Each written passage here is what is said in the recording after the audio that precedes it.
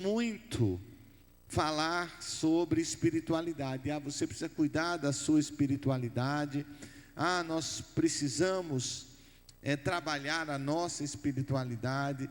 E eu queria, à luz de Mateus capítulo 17, ver com vocês 3 tipos de espiritualidade.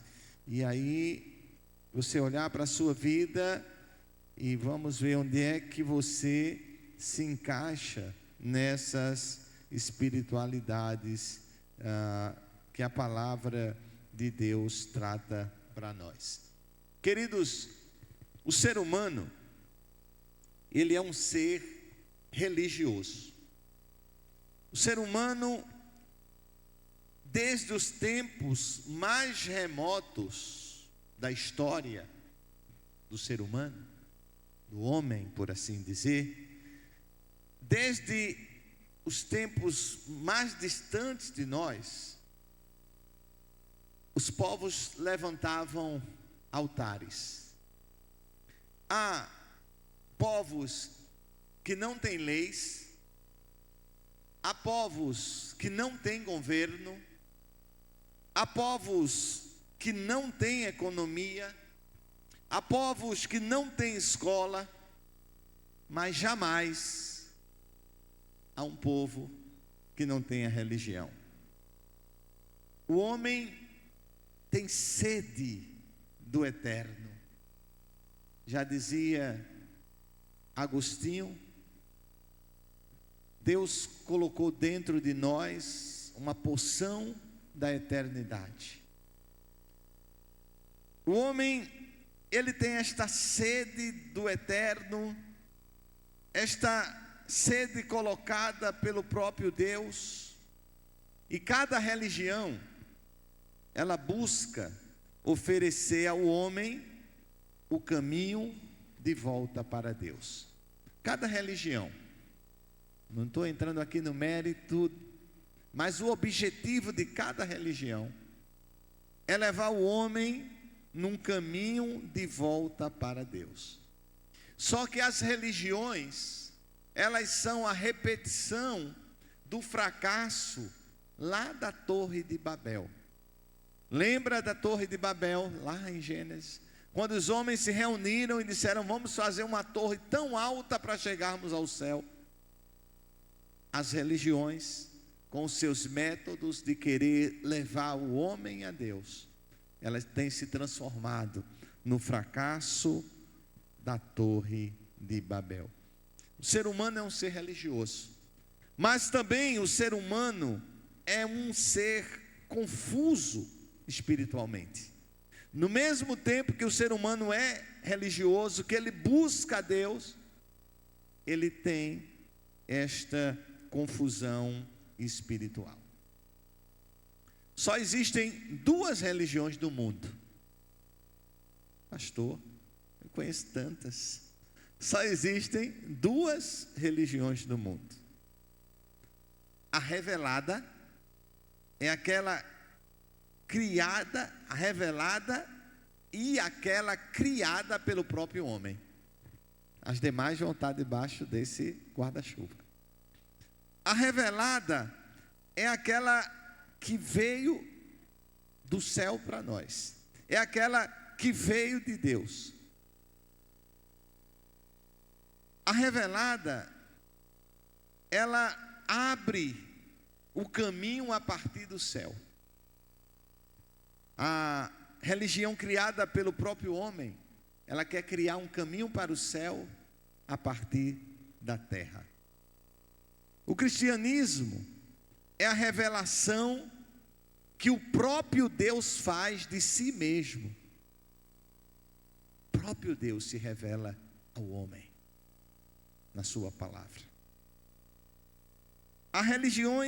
As demais religiões criadas pelo homem, elas querem atingir o céu a partir das obras feitas pelos homens. É o fracasso de Babel, a repetição do fracasso. O ser humano, ele idolatra a si mesmo. Foi falado nesta noite sobre isso. A religião que prevalece hoje, e eu vou agora repetir Lucas, é a antropolatria. Lucas falou do antropocentrismo, e eu vou falar da antropolatria. É a idolatria do homem pelo homem.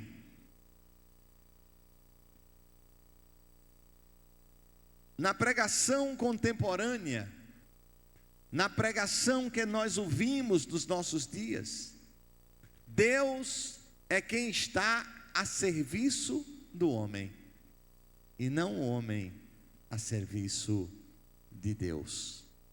A vontade do homem é que deve ser feita no céu, e não a vontade de Deus na terra. Você percebe a inversão? A vontade do homem é que tem que ser feita no céu, e não a vontade de Deus na vida do homem. É a luz interior que se torna mais importante do que a revelação escrita. O culto não é racional, mas é sensorial. O homem não quer conhecer, ele quer sentir. Quantos cultos são direcionados apenas para o sentir? É o culto sensorial e não o culto racional. O sentimento prevalece sobre a razão.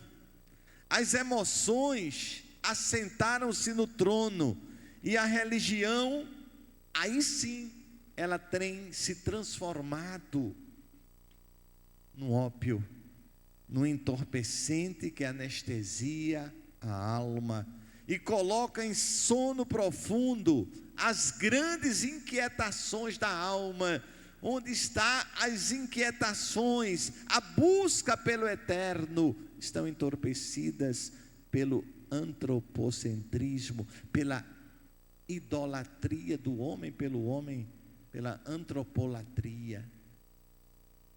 Entorpeceram a nossa alma. Mateus 17, ele oferece uma resposta sobre os modelos de espiritualidade. E aí vamos para o primeiro. Vamos para o capítulo 17, dos versos 1 ao 8. Capítulo 17, versos 1 ao 8. 6 dias depois, tomou Jesus consigo a Pedro, a Tiago e a João, seu irmão, e os conduziu em particular a um alto monte, e transfigurou-se diante deles, e o seu rosto resplandeceu como o sol, e as suas vestes se tornaram brancas como a luz. E eis que lhes apareceram Moisés e Elias falando com ele. E Pedro, tomando a palavra, disse a Jesus: Senhor, bom é estarmos aqui. Se queres, façamos aqui 3 tabernáculos, um para ti, um para Moisés e um para Elias. E estando ele ainda a falar, eis que uma nuvem luminosa os cobriu, e da nuvem saiu uma voz que dizia: Este é o meu filho amado, em quem me comprazo, escutai-o. E os discípulos, ouvindo isto, caíram sobre seu rosto e tiveram grande medo. E aproximando-se Jesus, tocou-lhes e disse: Levantai-vos e não tenhais medo.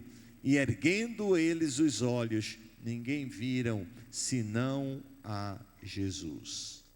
Primeira espiritualidade que eu quero tratar com os irmãos nesta noite é a espiritualidade do monte. E qual é a espiritualidade do monte? Ela vai falar do êxtase sem o entendimento. É o homem em busca do êxtase, do sensorial, do sentir, sem o entendimento. Pedro, Tiago e João sobem o monte da transfiguração com Jesus, mas eles não alcançam as alturas espirituais da intimidade com Deus. Há uma transição muito interessante entre o capítulo 16 e esse capítulo 17. No capítulo anterior, Cristo falou da cruz. Agora Cristo revela a glória. O caminho da glória passa pela cruz, não tem outra forma. Que monte era este onde eles estavam? A tradição diz que é o Monte Tabor. Outros pensam se tratar do Monte Hermon.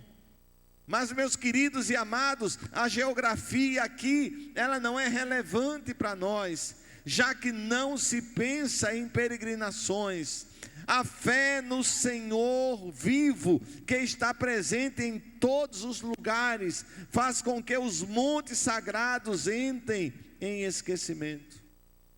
A mente dos 3 discípulos, ela estava confusa, e o coração deles estava fechado. Eles estavam cercados por uma aura de glória e de luz, mas um véu embaçava os seus olhos, tirava-lhes o entendimento. Os discípulos andam com Jesus, mas ainda não conhecem a intimidade do Pai. Jesus subiu o monte da transfiguração para orar. A motivação de Jesus era estar com o Pai.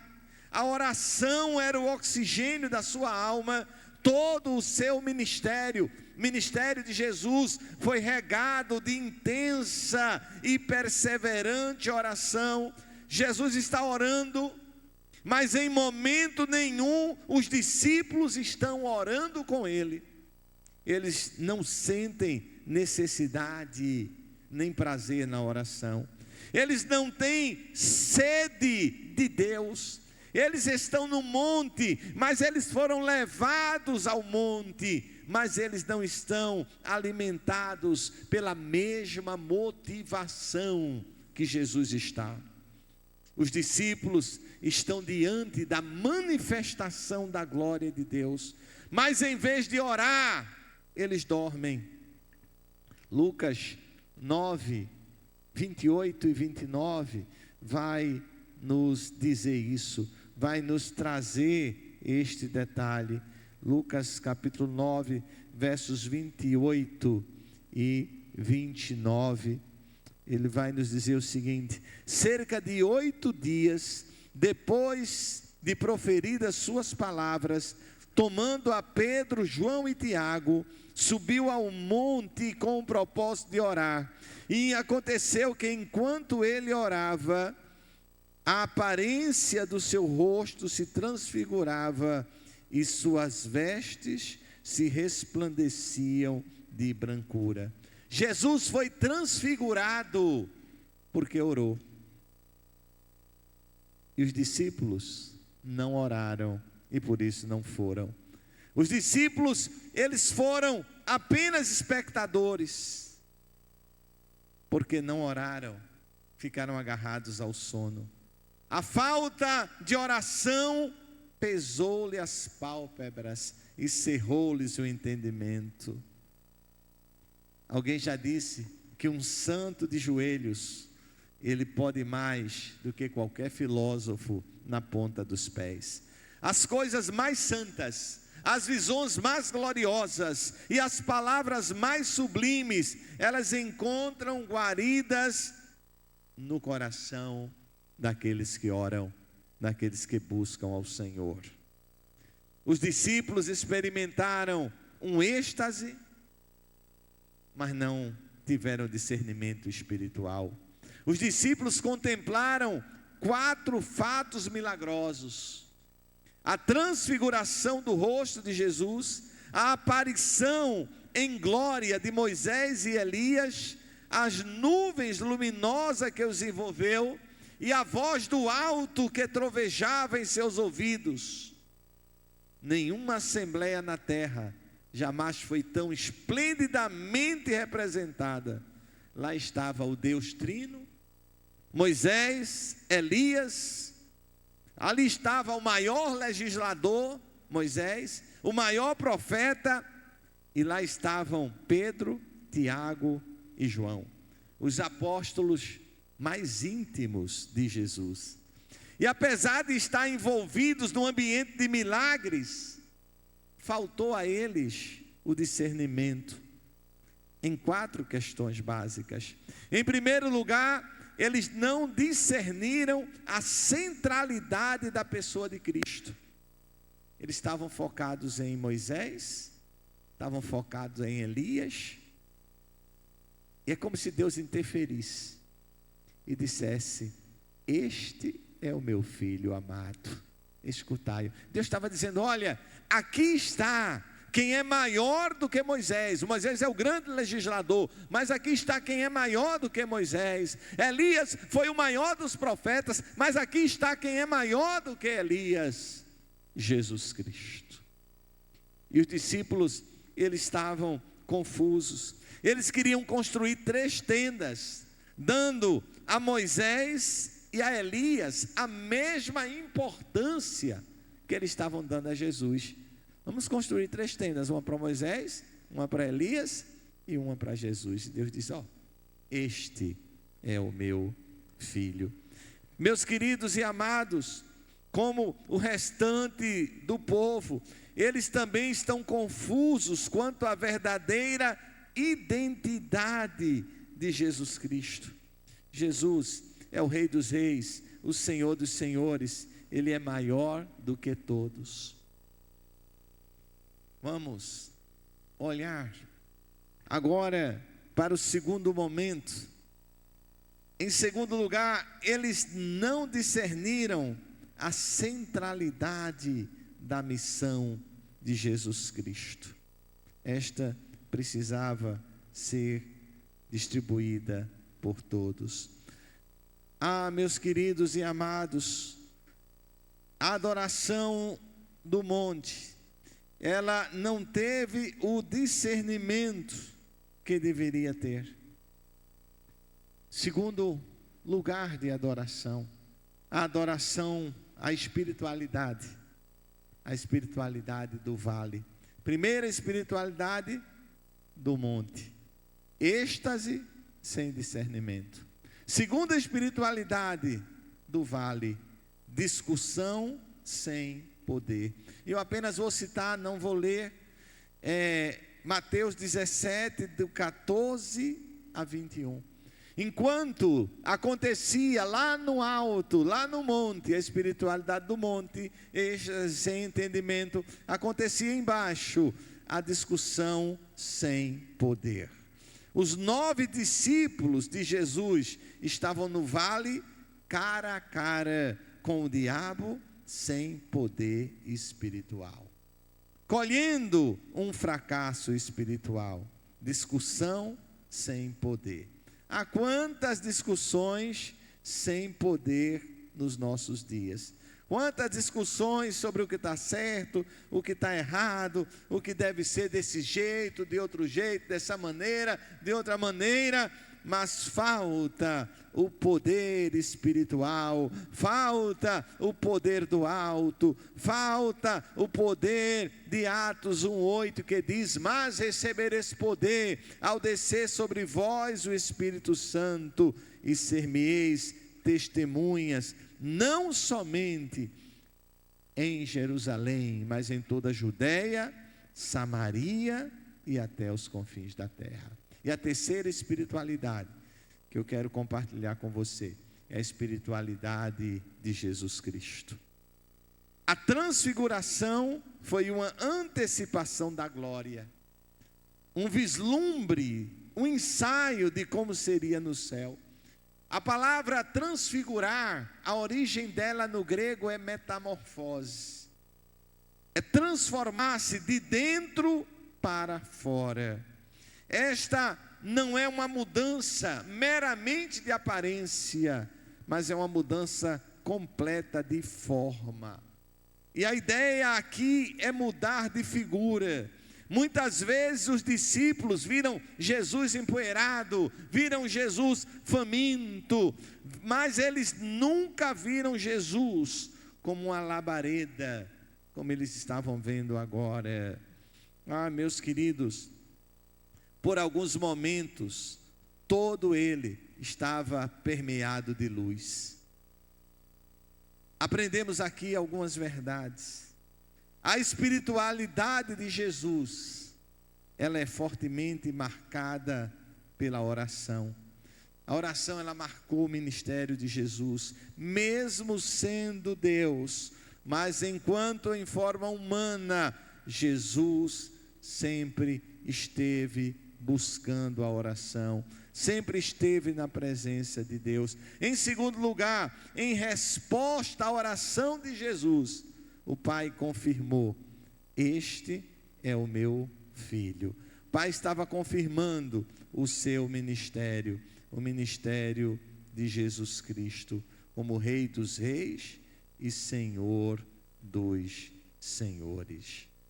Meus queridos, a espiritualidade de Jesus é marcada com poder para destruir, para desfazer as obras do diabo.